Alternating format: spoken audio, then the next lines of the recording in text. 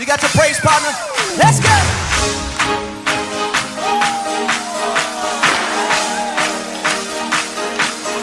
Hands up, hands up. Feel good tonight. Put your hands in the air. Yeah. Alors que ta génération n'est plus, je ne suis plus étranger ici. Je me sens comme chez moi en ces lieux et je bénis le Seigneur pour le visionnaire. Nous vous ouvrons nos Bibles dans le livre de Philippiens 3, versets 12 à 14. Vous y êtes? Si quelqu'un y est qui dit que je suis, vous y êtes? Philippiens 3, 12 à 14, je lis au nom de Jésus. Ce n'est pas que j'ai déjà remporté le prix ou que j'ai déjà atteint la perfection, mais je cours pour tâcher de saisir, puisque moi aussi j'ai été saisi par Jésus-Christ. Amen. Nous sautons rapidement dans 2 Timothée.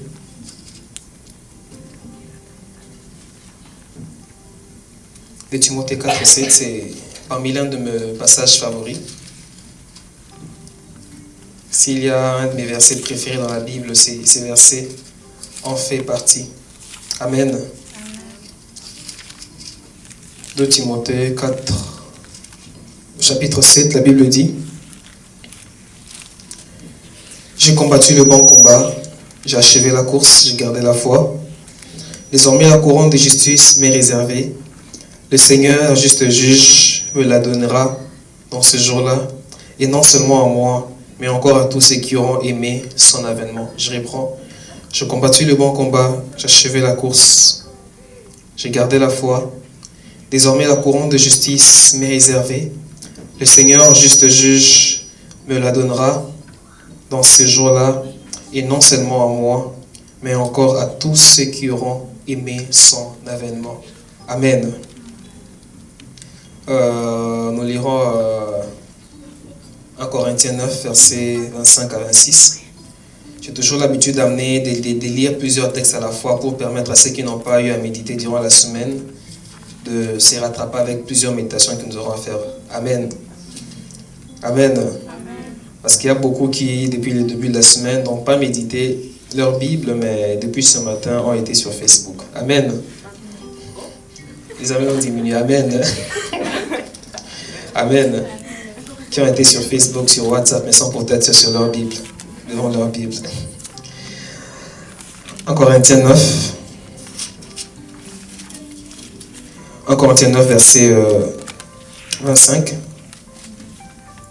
Je lis au nom de Jésus-Christ. Mais je commence à partir du verset 24. Ne savez-vous pas que ceux qui courent dans le stade courent tous, mais un seul remporte le prix? Courez donc de manière à le remporter.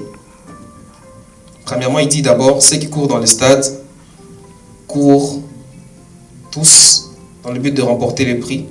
Alors il encourage de courir à manière de le remporter.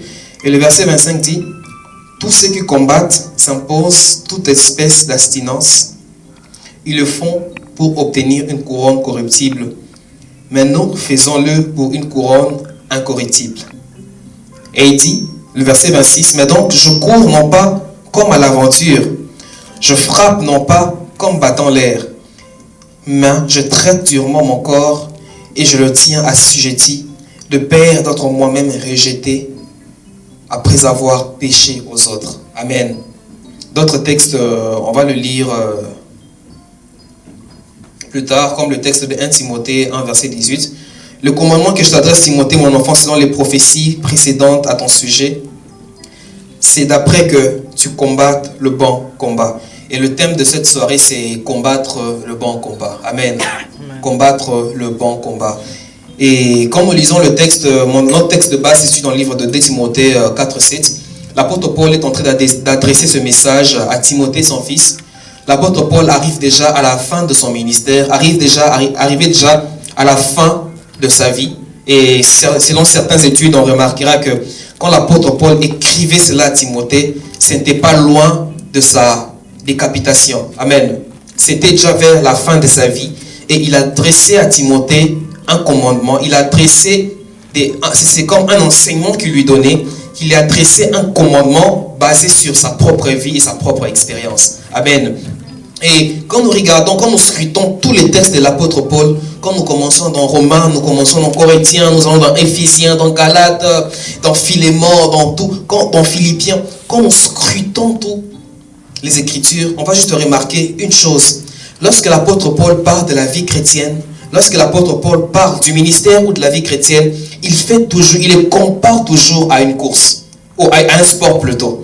À chaque fois qu'il parle de la vie chrétienne, à chaque fois qu'il parle de choses qui ont attrait au ministère, il les compare toujours à un sport. Amen. Et nous, dans 1 Corinthiens, il dit que de la même manière que plusieurs athlètes s'imposent beaucoup de choses pour gagner, c'est comme les coureurs, les personnes qui font l'athlétisme ne peuvent jamais fumer, ne peuvent jamais prendre du piment parce que ça va causer un défaut par rapport à leur manière de courir. Amen. Et l'apôtre Paul est en train de l'expliquer à Timothée. Il dit que, voici, je paraphrase, voici fils, je pars, alors je combattis le bon combat, j'ai achevé la course et j'ai gardé la foi.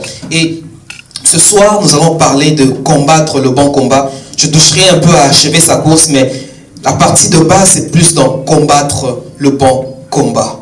Amen. Combattre le bon combat. Combattre le bon combat. Et comme je l'ai dit, l'apôtre Paul compare la vie chrétienne à un sport. Il compare la vie chrétienne à un sport, mais pas un sport de divertissement, mais c'est plus un sport de combat. C'est comme un genre des arts martiaux. Donc, un sport qui oppose un combat entre deux personnes. Amen. Parce que depuis que nous avons reçu le Seigneur, quand tu reçois le Seigneur comme sauveur et Seigneur dans ta vie, automatiquement tu entres dans un combat contre l'ennemi. Automatiquement tu entres dans un combat contre la chair. Et nous verrons plus tard quand on lit comme dans Galates, l'apôtre Paul parle du combat, il parle de lutter contre les œuvres de la chair. Il parle de lutter contre aux œuvres de la chair. Amen. Amen. Est-ce que je fais comprendre jusque là? Amen. Il parle de lutter contre les œuvres de la chair. Donc il parle du combat. Parce que quand on est chrétien, notre vie, c'est comme une marche de combat. Plus tu avances avec Dieu, plus le combat viendra. Ce n'est pas parce que tu es en Christ que les combats sont finis. Laisse-moi t'informer que plus quand tu as accepté Seigneur, je suis comme Seigneur et Sauveur, tu as signé un contrat de combat dans ta vie. Amen. Un contrat de combat dans ta vie. Et ce que j'aime une chose, et que Jésus a dit que n'ayez crainte car moi j'ai vaincu le monde. Amen. Car moi, je vaincu le monde. Et l'apôtre Paul, en comparant la vie chrétienne face à un combat, il dit, de la même manière que les athlètes, eux, s'imposent beaucoup de choses, ils s'imposent beaucoup de disciplines pour gagner leur course. Vous verrez, quand vous regardez comme le joueur de football, les joueurs qui jouent au football, ils vont s'abstenir de faire certaines choses. Les personnes qui chantent vont s'abstenir à prendre de l'eau froide. Les personnes qui jouent au rugby ou au hockey, vous verrez, certaines personnes vont prendre de la haltérophilie. Les personnes qui font de la boxe, ils vont un peu courir, ils vont un peu faire certains trucs, et il y a certaines choses qu'ils ne font pas et qu'ils ne le feront jamais. Si vous voyez un boxeur aujourd'hui commencer à fumer, commencer à prendre du piment, commencer à se droguer, il est en train de contribuer à sa perte, il est en train de contribuer à sa fin, parce que sur les rings, il ne va pas tenir. Et c'est de la même manière que nous étant que chrétiens ici sur terre, vu que la vie chrétienne, Paul la compare comme un combat, nous devons nous abstenir de beaucoup de choses afin que ne pas passer à côté, afin que nous ne puissions pas tomber dans ce combat. Amen. Parce que beaucoup de personnes, beaucoup de chrétiens acceptent le Seigneur comme Seigneur et Sauveur, ils marchent dans la vie, mais sans pourtant s'abstenir de certaines choses. Et lorsque l'ennemi vient frapper, ils sont le premier à dire, Seigneur, tu m'as abandonné. Non, le Seigneur ne t'a pas abandonné. C'est plutôt toi qui t'es pas privé de certaines choses. C'est plutôt toi qui as introduit certaines choses en toi qui ont fait que ta consécration puisse tomber. Et dans la Bible, il y a certaines personnes auxquelles qui ne devaient pas faire certaines choses afin de préserver la consécration qu'ils avaient. Des personnes comme Samson. Il y avait certaines choses qu'il ne devait pas faire, parce que Samson était un Naziréen. Et quand on lit dans le livre de Lévitique, quand on lit qui étaient réellement les Naziréens, ils avaient certains principes, parce que le Naziréen était un vœu qu'une certaine partie d'Israël faisait. Et il y avait des personnes qui faisaient le vœu de Naziréa. Et dans le vœu de Naziréa, ils ne devaient pas prendre de l'alcool. Pendant leur période de Naziréa, ils ne devaient pas se faire coiffer le cheveu. Ils ne devaient pas faire certaines chose. Mais quand on regarde la vie de Samson, Samson a bien commencé sa course, il a bien commencé son combat, il a commencé à faire ce à quoi Dieu lui a appelé, parce que Dieu lui avait appelé à combattre les Philistins, Dieu lui avait appelé à faire ce à quoi il était destiné, à combattre les Philistins. C'était ça sa mission. Mais pendant son temps, pendant son parcours, pendant son combat, Samson a commencé à introduire certaines choses qui n'étaient pas permis qu'il puisse introduire, qui lui était vraiment interdit de faire. Samson a commencé à prendre de l'alcool, Samson a commencé à coucher avec une femme étrangère, chose qui était interdite à la loi juive. Samson s'est mis à révéler plus tard son secret et a été coupé. Ses cheveux ont été coupés parce qu'il a introduit quelque chose qui n'était pas bon par rapport à sa consécration, par rapport à sa vie. Et plusieurs chrétiens, quand on est chrétien, il y a certaines choses qu'on ne doit pas faire, même si c'est bien, il y a certaines choses qu'on ne doit pas se permettre de faire afin de préserver cette consécration qu'on a. Amen. Amen. Amen. Parce que si je suis boxeur, si je suis joueur maintenant et que je vais sur le terrain, mais avant d'aller sur le terrain, je fumais, je prie, je ne fais rien sur le terrain. Amen. Et je me rappelle une fois, dans mon église, nous avons une fois un match de football. Ça a opposé les jeunes de mon église face au père de mon église. Ce jour-là, je suis entré au terrain, j'étais sélectionné parmi les joueurs. Je m'étais préparé, j'ai amené mes vareuses, j'ai amené mes souliers pour le foot. Mais quand je suis monté au terrain, une fois entré sur le terrain, à la 5e minute, j'ai demandé de sortir. J'ai demandé de sortir, je ne peux pas finir le match. Je ne peux pas parce que j'étais essoufflé. Et pourquoi j'étais essoufflé? Parce que je suis un grand consommateur de piment. Et qu'est-ce qui a fait que je sois disqualifié? Qu'est-ce qui a fait que je puisse sortir du match? C'est parce que j'avais introduit dans mon corps des choses qui faisaient en sorte que je ne pouvais pas jouer au football. Amen. Et quand on est chrétien, il y a certaines choses qu'on ne peut pas faire. Beaucoup de chrétiens se lamentent aujourd'hui. Pourquoi Dieu s'est retiré de moi? Beaucoup de chrétiens se lamentent. Pourquoi Seigneur tu permets que je vis ça? Pourquoi? Mais quand nous regardons bien dans leur vie, ils ont introduit des choses dans leur vie qui ont fait qu'ils ne puissent pas être capables à se défendre pendant le combat. Amen. Et là, ce n'était qu'une parenthèse parce que je parlais du combat. Amen. Et l'apôtre Paul a dit à Timothée, je combattu le bon combat. Je combattu le bon. Il insiste bien, je combattu le bon combat. Pourquoi il a insisté que je combattu le bon combat? Parce que s'il a dit que je combattu le bon combat, c'est qu'il y a aussi des mauvais combats aussi. Parce que tout combat que tu fais n'est pas nécessairement le bon combat. Tout combat que tu engages, tout combat que tu enclenches dans ta vie n'est pas nécessairement le bon combat. Quand l'apôtre Paul a dit que je combattu le bon combat, l'apôtre Paul voulait simplement dire à Timothée que je combattu ce à quoi Dieu m'attendait de faire. Je combattu ce à quoi Dieu attendait de moi. Dans la Bible, il y a une personne auquel Dieu lui avait appelé dans sa marche. Son combat était que de régner sur les gens. Son combat était juste de diriger une armée. Mais son combat n'était pas d'exercer la sacrificature. Je parle de Saül. Saül, Dieu lui avait appelé à régner, à diriger le roi, à aller en guerre. Mais Dieu ne lui avait pas appelé à toucher à la sacrificature. Et regardons bien, lorsque Saül partait dans un combat, ils attendaient Samuel. Samuel ne venait pas. Et qu'est-ce que Saül a fait? Saül s'est revêtu de l'éphod, je crois l'éphod, et il a pris un bélier, était allé bâtir un hôtel, chose qui ne lui était pas permis. Chose qui était réservée au souverain sacrificateur ou à Samuel. Et qu'est-ce qui est arrivé de cela? Samuel a été disqualifié. Beaucoup de chrétiens se retrouvent à faire des choses, beaucoup de chrétiens enclenchent de combats, beaucoup de chrétiens se retrouvent dans un domaine qui ne leur était pas demandé de faire. Beaucoup de chrétiens échouent dans certains domaines, beaucoup de chrétiens échouent dans certains appels, beaucoup de chrétiens échouent dans certaines choses qu'ils font parce qu'ils n'ont pas été réellement dans le domaine auquel Dieu t'attendait. Parce que lorsque tu es dans le domaine auquel Dieu t'établit, lorsque tu fonctionnes et que tu opères dans le domaine auquel Dieu t'attend, laisse-moi te dire que tu vas fonctionner avec efficacité. Tu vas fonctionner avec tout le potentiel auquel Dieu t'a donné. Et j'aime ce que le pasteur Adam se dit. Le pasteur Adam se dit que ton onction devient efficace dans la mesure où tu obéis à celui qui t'a oint. À la mesure où tu obéis à celui qui t'a conféré la tâche. Lorsque tu es dans ton territoire, lorsque tu es dans ton secteur, tu deviendras de manière de plus en plus efficace. Amen. C'est comme moi si je me demande aujourd'hui, si on me place maintenant à la batterie, je ne saurais pas jouer. Je vais faire de foutaise.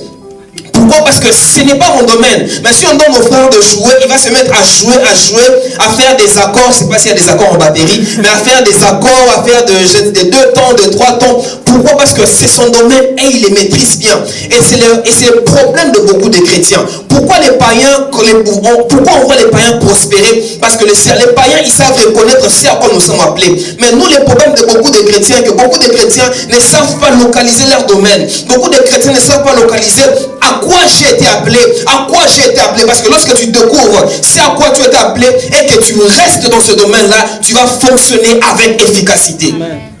Amen. Tu vas fonctionner avec efficacité. Et c'est le problème de beaucoup de chrétiens. Le problème de beaucoup de chrétiens, de ces chrétiens, c'est donc que les chrétiens veulent être des personnes à tout faire. Veulent être des personnes à tout faire. On le voit aujourd'hui jouer dans cela. On le voit aujourd'hui faire cela. Donc, que lui seul soit médecin, que lui seul soit infirmier, que lui seul soit chirurgien, que lui seul soit.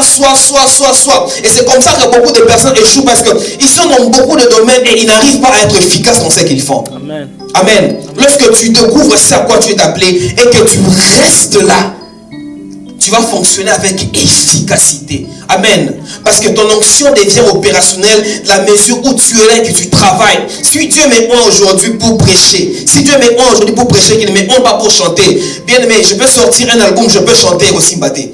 Je peux faire des chansons comme ça ne marchera pas. Ça ne marchera pas. Si Dieu m'appelle à faire la médecine et que Dieu ne m'appelle pas au ministère, je peux venir, si je peux parler, je dirais des foutaises. Si Dieu m'appelle juste à prêcher, mais Dieu ne m'appelle pas à guérir les malades, je peux venir prier pour un malade, faire oh Seigneur, appeler tous les noms de Dieu, Elohim, El Sabbath, je peux. Ça ne marchera pas. Si Dieu m'appelle à enseigner, il ne m'a pas appelé à gagner les âmes. Si je peux venir, oh frère, réponds-toi, je peux crier, ça ne marchera pas. Mais lorsque je reste dans ce que je suis, lorsque je reste dans le domaine auquel je suis, je deviendrai efficace. Et Paul avait compris son domaine. Regardez bien, j'aime une chose que Paul dit, que la Bible dit que Pierre était l'apôtre de Juifs. Mais Paul, sa spécialité, ce n'était pas seulement le juif, mais Paul, sa spécialité était précisément le non-juif. Amen. Dans le parcours de Paul, Paul connaissait sa spécialité, était particulièrement le non-juif. Et regardez bien, la plupart de voyages que Paul avait fait, Paul partait chez les non-païens et partait chez les personnes qui étaient hors juifs. C'est la particularité de ces personnes-là. Et quand on regarde aussi Pierre lui gagnait beaucoup le juif, parce que c'était ça, il connaissait leur particularité. Ils connaissaient leur particularité. Pierre et Jean devant le temple.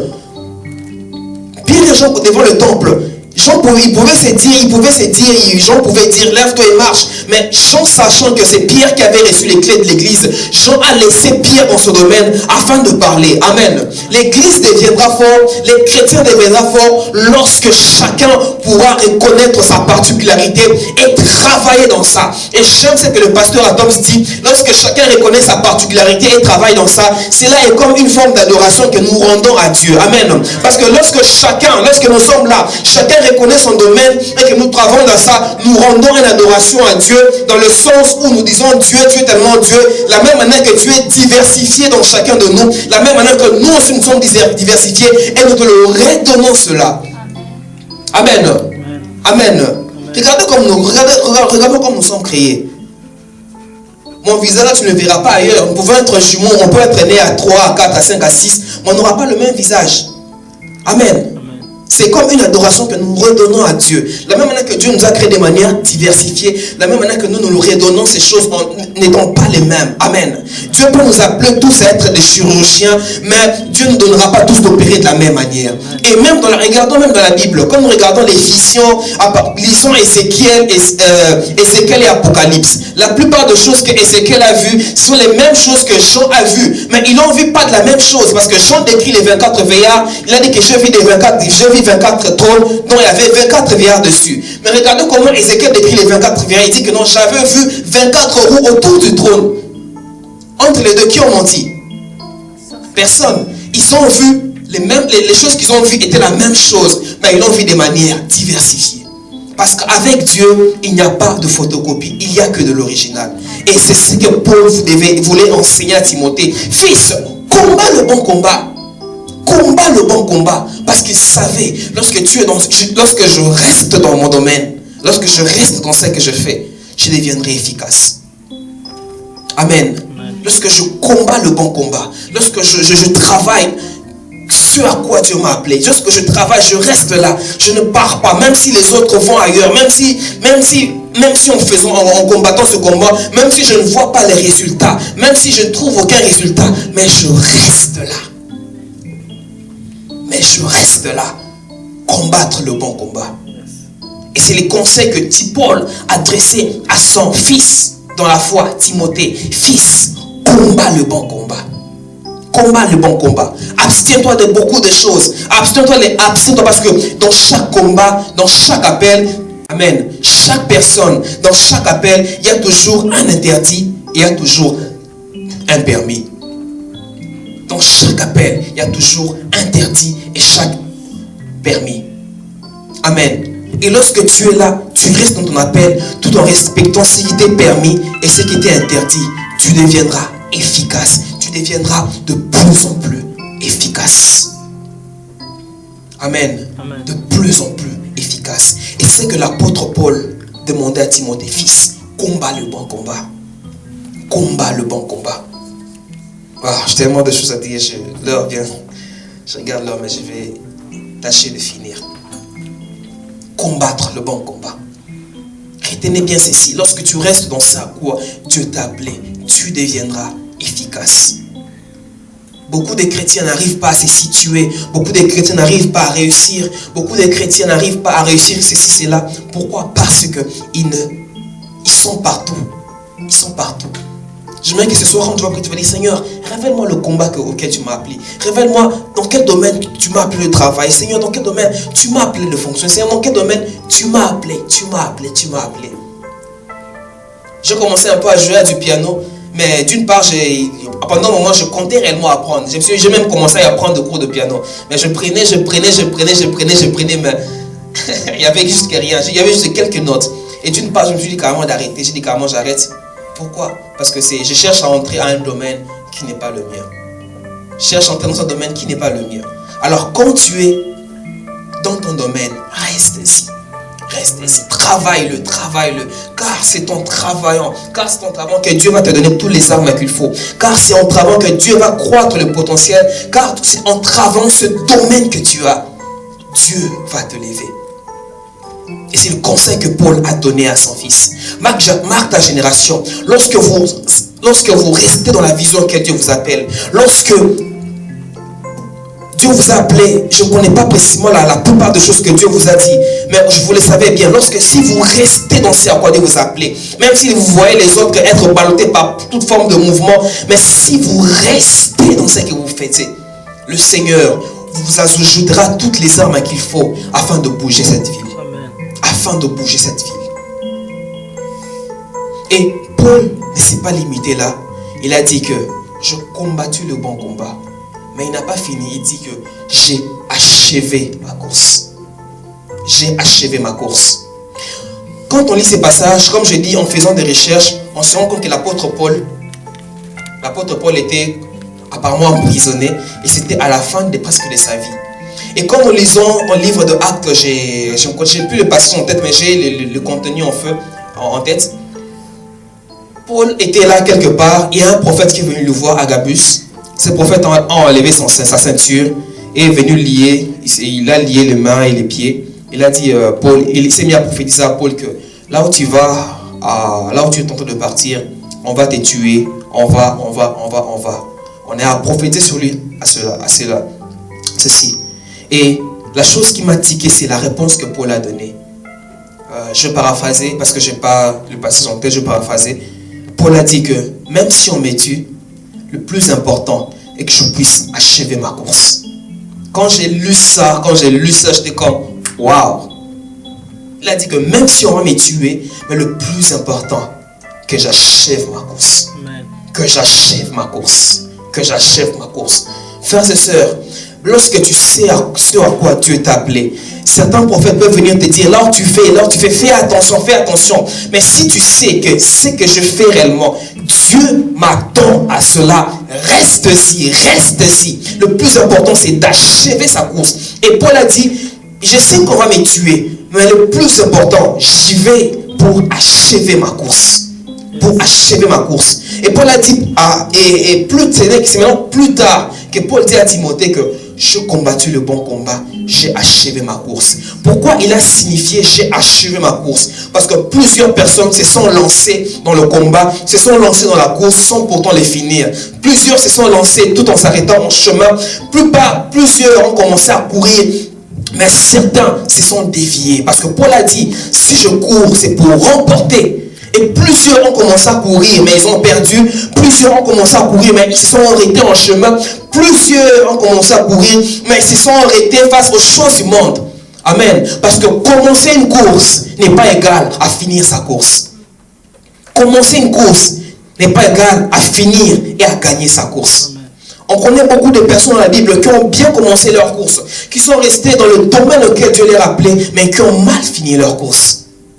L'exemple de Samson que je viens de donner, mais aussi l'exemple de Salomon. Regardez comment Salomon a fini. Il a offert à peu près, il a offert, parce que à l'époque on faisait des offrandes de sacrifice à Dieu, pour que Dieu puisse agréer nos offrandes, on apportait les béliers de bœufs. Mais Salomon a offert, si je ne me trompe pas, 23 000 bœufs. Il a offert et Dieu était tellement content que Dieu lui a donné toute la gloire qu'il fallait. Et la Bible dit que jusqu'à présent, aucun roi n'a réussi. Jusqu'à présent, il n'y a aucune personne qui a la gloire qu'il avait. Jusqu'à maintenant, personne, la fortune de personne n'est comparable à la fortune que Salomon avait. On peut voir Bill Gates, on peut voir Mark Zuckerberg, celui qui a fondé Facebook, on peut voir ceci, cela, on peut voir le budget des États-Unis, mais toutes ces fortunes, si on les mélange ensemble, on peut prendre tous les 10 millionnaires, on prend toutes les fortunes, on les met ensemble, on les multiplie par 10. Toutes ces fortunes ne seront pas comparables à la fortune que Salomon avait. C'est une personne qui a bien commencé avec Dieu, qui servait Dieu. Il avait une telle sagesse que beaucoup de gens du monde entier venaient le voir. Beaucoup de rois venaient le consulter. C'était ça son domaine. Dieu l'avait accordé l'intelligence et la sagesse. Mais comment est-ce qu'il a fini? Il a bien commencé sa course, mais il a mal fini sa course.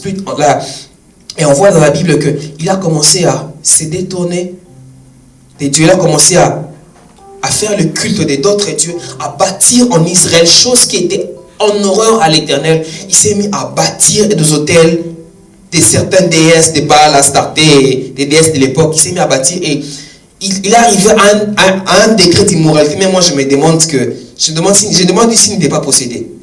Parce qu'il avait 300 femmes et 700 concubines. En tout 1000. Fois quand je pense, je me demande est-ce que la Bible n'a pas fait une erreur? 1000 femmes. Je dis mais cet homme était possédé ou quoi?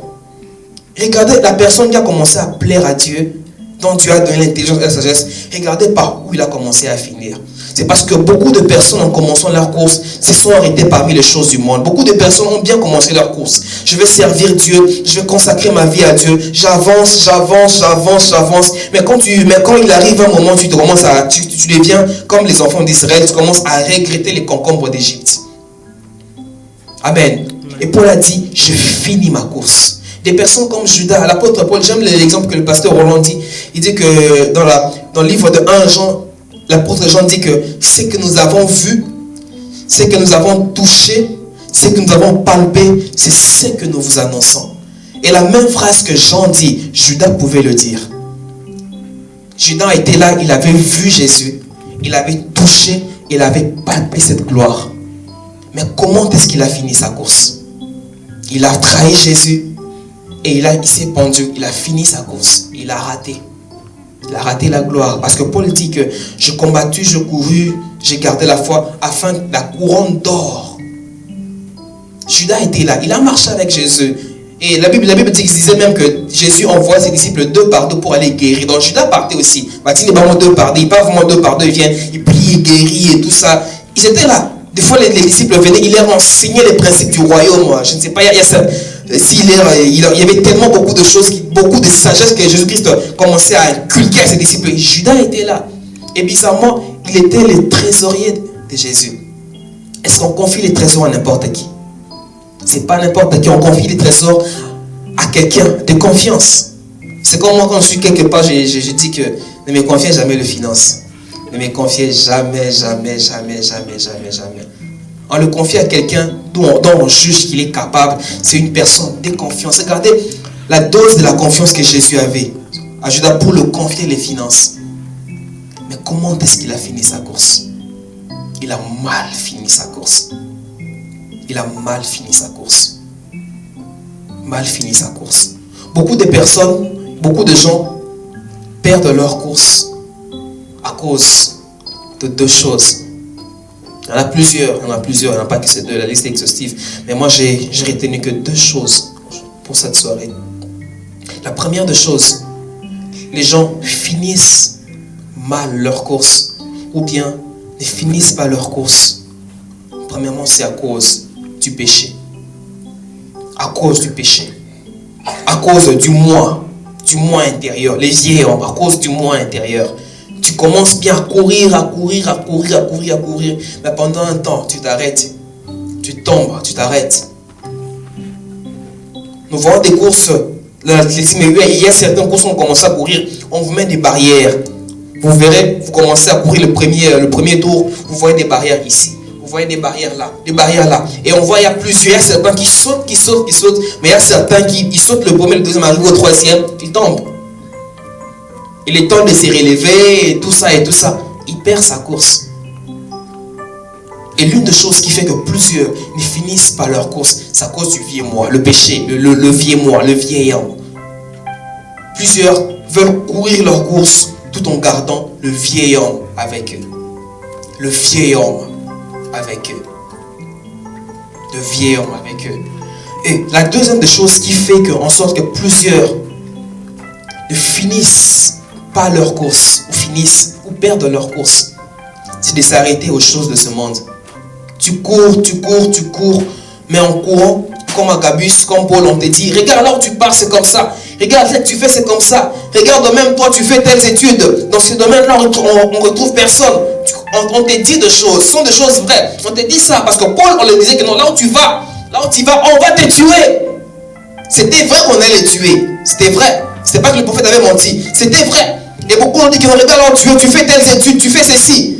Tu veux partir là, c'est vrai qu'en faisant cela, dans ces pays, les statistiques prouvent que les gens qui font ce genre de choses, qui font ce genre de domaine, qui sont dans tel domaine, ne réussissent pas. C'est vrai ce qu'on te dit. Mais puisque Paul savait que c'est vrai ce qu'on me dit, là où je vais mourir, mais puisque Dieu m'a appelé dans ça, je vais quand même. Et plusieurs personnes se retrouvent dans un domaine parce qu'il y a des gens qui leur disent des choses vraies. Que non, c'est vrai, là où c'est le domaine que tu fais réellement, tu ne trouveras pas de travail. C'est vrai qu'en faisant ceci, tout en servant seulement Dieu, tu ne réussiras pas. Beaucoup de gens te disent que non, tu es jeune, tu dois. Beaucoup de gens te disent ce sont des choses vraies, ce ne sont pas des mensonges, mais c'est vrai. Mais puisque tu sais que Dieu m'a appelé dans ça, reste dans ça. Parce que je reste dans ça, et même si les gens vont parler, comment est-ce que tu fais? Mais puisque c'est Dieu qui m'a appelé dans ça, je reste dans ça. Pourvu que je finisse ma course. Amen. Pourvu que je finisse ma course. Parce qu'à la fin de la course, il y a la couronne d'or qui est là. À la fin de la course, il y a la couronne d'or qui m'est réservée. Amen. Et je suis tombé sur une vidéo il y a presque 9 mois déjà, ou 6 mois. Je suis tombé sur une vidéo, il y avait un jeune coureur américain qui devait courir. C'était le favori. On peut dire, si on le compare en ces temps, pouvait être comme les Usain Bolt. Cette année, c'était le meilleur coureur. Et quand on a commencé la course, donc, tout le monde savait que cette personne-là va gagner. Amen. C'est comme si on demandait, on mettait un match de football, on parlait que l'Allemagne va jouer avec la RDC. On sait déjà que non, bon, même si le Brésil joue avec la RDC, le Brésil va gagner. On le sait déjà, donc ce n'est qu'une formalité. Mais qu'est-ce qui s'est passé avec ces joueurs? Ces joueurs, quand on a tiré le coup de départ, les joueurs ont commencé à courir. Au bout d'un moment, il a sa cheville, comme on dit, il y a comme un délâchement, je ne sais pas si les muscles de la cheville sont détachés. Il s'est pété la cheville, il est tombé. C'était un drame. Il courait, il s'est arrêté, il s'est pété, il est tombé, il a commencé à pleurer. Et les autres lui ont dépassé. Et ce joueur, il avait perdu. Mais ce que j'aimais l'attitude que ce joueur avait. Il était tombé, et dans cet état, c'était défendu pour lui de se révéler, de marcher. En état normal, on devait juste lui emmener une civière, le mettre dessus et l'emporter. Mais j'aime ce que ce joueur a fait. ce joueur s'est relevé et il a commencé à courir malgré. La course était déjà finie. C'est juste la course, vous courez, vous arrivez à la ligne, paf, vous gagnez. Mais la course était déjà finie. Mais le joueur s'est mis à se relever, il a commencé à courir. Les médecins venaient lui empêcher, il a dit non, laissez-moi, moi je veux courir. Les médecins, mais tu es fou, laissez-moi. Il a commencé à pleurer, on pouvait sentir la douleur quand vous regardez la vidéo. Il courait malgré lui, il était là. Et même si les médecins venaient, mais tu es fou. Jusqu'à ce que son père est venu, son père a demandé, qu'est-ce que tu fais? Il dit, père, je vais finir ma course. Et son père lui a aidé, il a commencé à courir, à pleurer. À un moment, c'était tellement si douloureux que son père lui a dit, mais il voulait finir sa course. Et arrivé vers quelques centimètres de la ligne, son père l'a laissé. Il a franchi la ligne d'arrivée. Quand il l'a demandé plus tard, pourquoi tu as fait ça? Il a dit que mon pays ne m'a pas envoyé ici pour perdre. Mon pays m'a envoyé ici pour finir une course. Laisse-moi te dire, ça peut arriver que tu es dans la course, que tu es tombé. Ça peut arriver que un obstacle pendant la course a fait que tu tombes, que tu sois bas. Laisse-moi te dire, tu peux te relever et tu peux finir ta course. Tu peux te relever et tu peux finir ta course. Tu peux te relever et tu peux finir ta course. Finir ta course. Peu importe ce que les gens vont te dire, finis ta course. Peu importe comment est-ce qu'on va te traiter. Peu importe ce que les gens diront de toi. Peu importe beaucoup de choses. Ce qui importe est que je puisse finir ma course. Et que je puisse finir ma course. J'ai combattu le bon combat. Je finis ma course. Je finis ma course. Laisse-moi te dire que quand tu finis ta course, tu n'auras même plus peur de mourir. Lorsque tu sais que c'est à quoi Dieu m'attend, c'est ça. Et que c'est en faisant cela, je vais vers la ligne d'arrivée. Même si on te dit que là où tu vas mourir, tu n'auras pas peur. Parce que tu sauras que une fois que j'ai franchi la course, une couronne m'est réservée. Une couronne m'est réservée. La personne qui m'a donné le goût de ces textes, qui m'a donné le goût de ces passages, qui m'a tellement donné le goût de ces passages, le jour où il est mort, j'étais allé dans son deuil. Ça m'a fait très mal quand j'ai entendu que cette personne était morte, un grand homme de Dieu. Et arrivé dans le stade où il était mort, je m'attendais à ce que je pleure, je m'attendais à ce que j'arrive là-bas parce que j'étais déjà émotif. Mais quand je suis arrivé au stade, j'ai trouvé les gens étaient joyeux, les gens riaient, les gens célébraient. Et on faisait que repasser ces prédications où il répétait, j'ai fini ma course. Je parle de l'homme de Dieu Jacques-André Vernon. Il a fini sa course. Fini. C'est celui qui m'a plus donné envie, c'est lui qui m'a donné envie de ce texte. Depuis lors, je fais de mon passage préféré. Si Dieu est décidé de te reprendre aujourd'hui, dis-toi, es-tu dans ta course ou pas? Parce que j'aime la définition du péché. Péché, au-delà de la définition qu'on avait, oh non, tu es tombé et tout. Parmi l'un des mots qui définit aussi les péchés, c'est de rater sa cible. Quand Dieu t'appelle à faire ça et que tu ne fais pas ça, tu pêches. Quand Dieu t'a appelé à courir, mais tu ne cours pas, tu t'arrêtes dans la course, tu pêches, tu rates ta cible. Tu rates ta cible. Et Paul a dit, j'ai combattu le bon combat. J'ai achevé ma course. Mon souhait en ce soir pour nous, parce que je m'inclus à l'intérieur aussi, parce que je n'ai même pas franchi la plus grande, je n'ai pas encore couru la longue distance auquel Dieu m'a appelé. Je sais que j'ai encore à courir encore. Mais je nous exhorte tous ensemble de continuer à courir. Même si ça arrive qu'il y a des obstacles qui sont là, qui fait que pendant qu'on court, on tombe. Relève-toi et continue. Parce que j'aime une chose que la Bible dit, que le Seigneur renouvelle sa force en nous pendant la marche. Pendant que nous marchons, pendant que nous sommes là, le Seigneur renouvelle sa force en nous. Il dit dans le psaume, j'ai encore échappé le passage, comprenez, on lit un peu trop et des fois ça nous passe un peu là. Mais la Bible dit que le Seigneur renouvelle sa force en nous pendant que nous avançons, pendant que nous marchons. Peut te dire que c'est dur, peut te dire que c'est difficile, peut te dire qu'il y a beaucoup de preuves alors que je cours, il y a beaucoup de tout. Continue dans ça, continue. Parce qu'après ça, il y a une couronne qui t'est réservée. J'aime ce que Paul a dit en dernier. Il a dit, j'ai gardé la foi. Yes. J'ai combattu le bon combat. J'ai achevé ma course. Mais j'ai gardé la foi. Plusieurs personnes combattent le bon combat. Plusieurs terminent une course donnée. Plusieurs reçoivent la gloire, reçoivent une couronne après avoir combattu une course ou avoir terminé un défi donné. Plusieurs perdent leur foi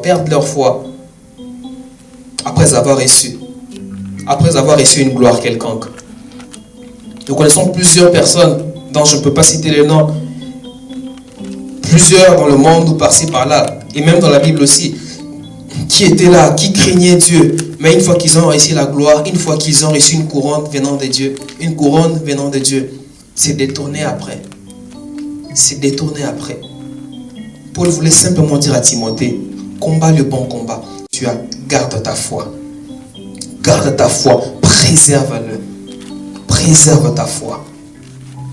J'ai combattu le bon combat, j'ai achevé ma course et j'ai gardé la foi.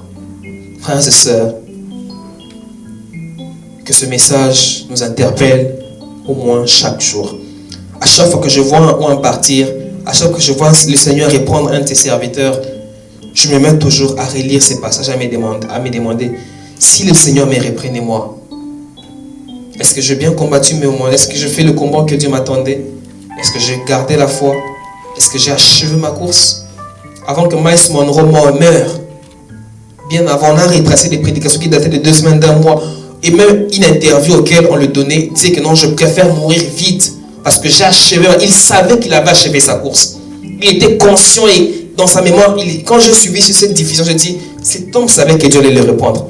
Il avait dit, peu importe, que ce soit dans un crash, que ce soit dans un accident, que ce soit dans une maladie, mais l'important, je vais mourir, I wanna die empty, c'est ce qu'il a dit, I wanna die empty, je vais mourir vide, parce que j'ai fini tout ce que j'avais. Et cet homme est parti. Il avait la conscience en tête qu'il avait fini sa course. Il avait fini sa course. Fini sa course. Des personnes comme Alain Moloto, ils savaient qu'ils allaient finir la course. Quand on écoute les témoignages des personnes qui étaient avec eux avant de mourir, quand on parle de choses auxquelles ils commençaient à dire, on se rend compte que ces personnes savaient qu'ils avaient fini leur course. Ils avaient fini leur course. Frères et sœurs, que cela nous interpelle chaque jour. Chaque jour. Est-ce que je combats le bon combat? Est-ce que je suis toujours dans ma course?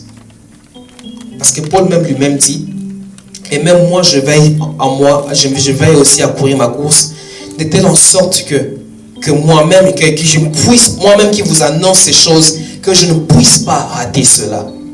Paul annonçait cela aux personnes qu'il prêchait. Mais il avait aussi conscience qu'en le faisant, que lui aussi pouvait rater. Parce que Paul combattait les bons combats. Paul était dans la course. Mais il disait que non, je vous annonce cela. Mais moi-même aussi, je veille en telle sorte que je ne puisse pas rater. Parce qu'il avait la conscience que l'effet d'être dans ma course ne garantit pas que je vais finir. C'était quelque chose qui, comme ça, guettait chaque jour. Il était dans sorte que je ne puisse pas rater après vous avoir annoncé que moi-même je rate. C'était quelque chose que Paul avait conscience chaque jour. Chaque jour. C'est une soirée de l'esprit aujourd'hui, mais l'esprit veut nous remettre un peu sur les bases, sur les fondements. Quand Stéphane m'avait invité, il m'avait parlé de ça, je crois, un mois avant, j'avais dit, bon, je venais parler du message que je parlais, que Dieu retrouve sa place. Mais je voulais plus les deuxièmes messages, et quand je l'ai parlé même à Ghana, qui c'était la trompette et beaucoup de choses. Mais quand j'ai préparé, Dieu m'a dit, Fandi Sabiloko, pas ces choses. Je dis, Seigneur, mais j'ai une prédication, regarde, il faut que je dise ça. Quand je regardais les décrets des révélations que j'avais, quand je prends la trompette, je vais lire dans les Zacharie, je sors comme ça. Mais Dieu m'a dit, apporte ce message. Combattre le bon combat. Frères et sœurs, combattons le bon combat. Amen. Alors, est-ce qu'on peut s'élever dans la présence de Dieu? J'ai un peu débordé de 10 minutes. Mais j'aimerais que chacun puisse rentrer en lui. Tu connais ta vie mieux que moi-même. tu te connais plus que n'importe qui sur terre. Un homme de Dieu peut venir profiter sur toi et peut dire que voici, tu as fait ça, tu as fait ça, tu as fait ça. Mais Dieu ne dira pas tout au prophète. Il y a certaines choses que tu sais que toi et que personne d'autre ne saura. Alors j'aimerais que tu pries pour toi-même. Tu dis, Seigneur, regarde, je ne connais pas assez en quoi tu m'as appelé. Je ne sais pas, je suis presque partout.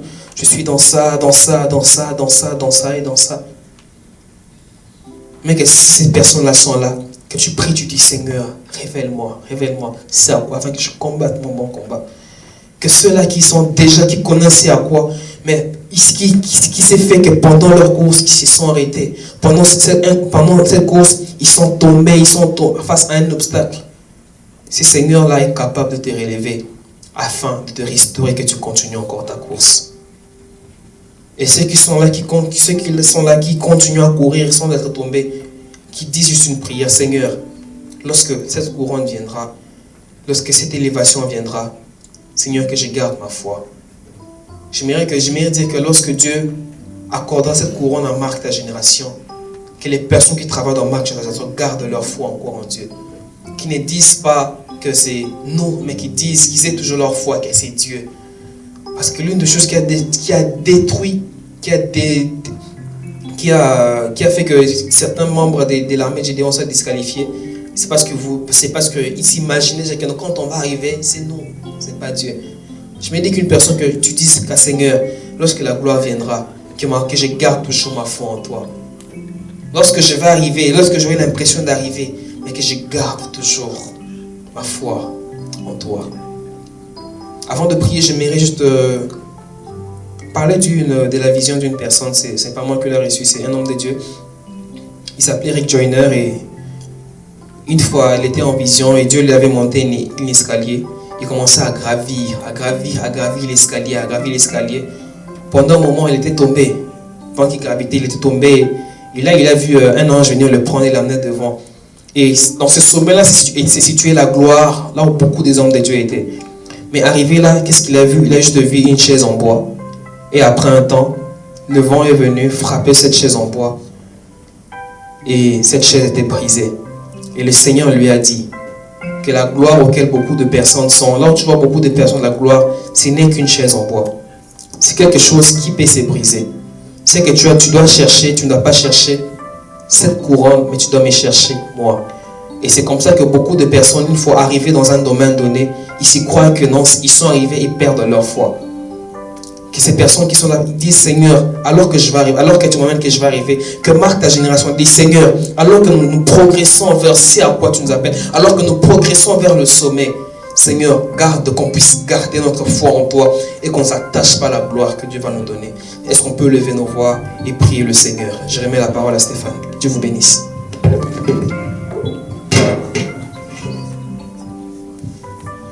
Seigneur Dieu Tout-Puissant,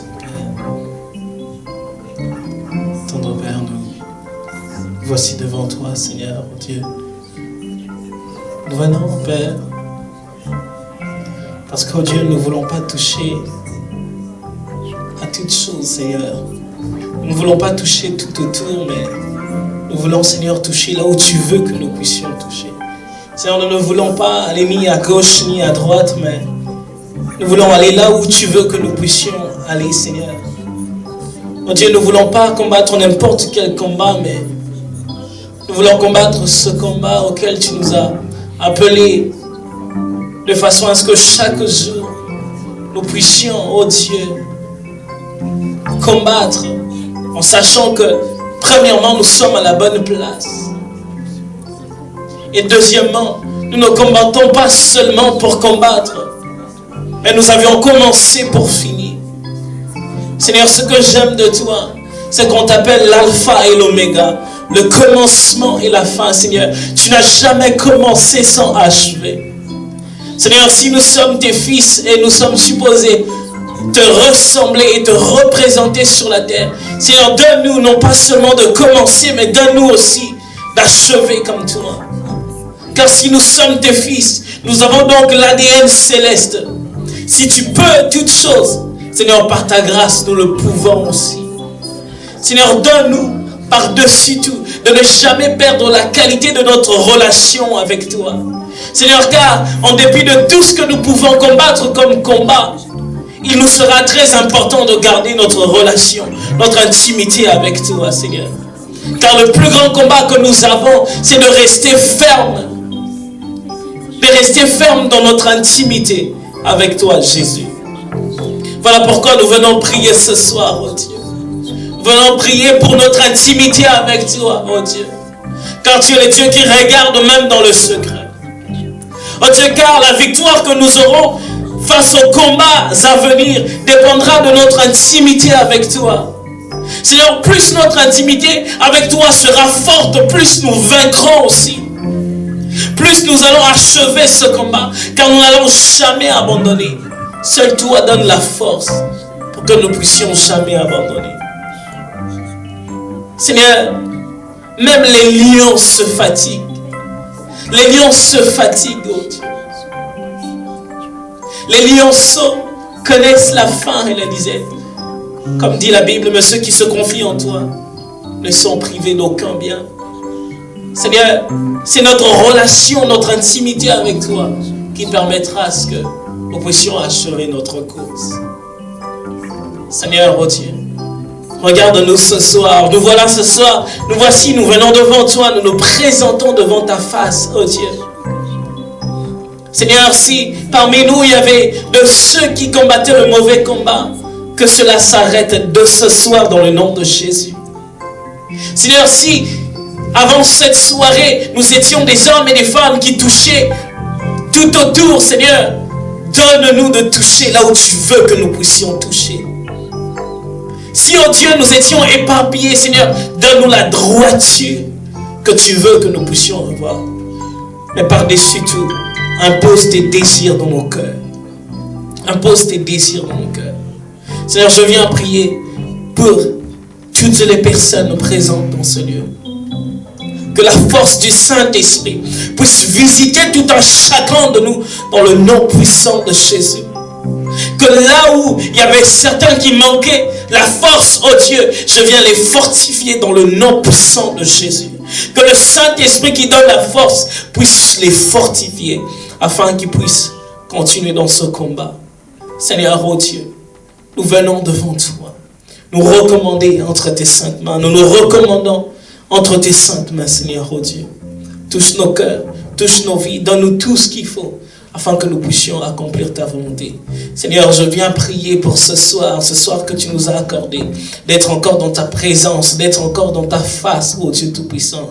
Je recommande le retour de tout un chacun entre tes saintes mains, que ta main puissante puisse être sur nous. Seigneur, revisite-nous et garde-nous dans le nom puissant de Jésus. Nous avons ainsi prié et nous disons Amen. Est-ce qu'on peut acclamer pour le Seigneur? Est-ce qu'on peut acclamer pour Jésus? Est-ce qu'on peut acclamer pour Jésus? Non, là vous acclamez pour Stéphane, mais est-ce qu'on peut acclamer pour Jésus? Même moi, ça ne me satisfait pas. Donc, imaginez le Jésus. Est-ce qu'on peut acclamer pour Jésus?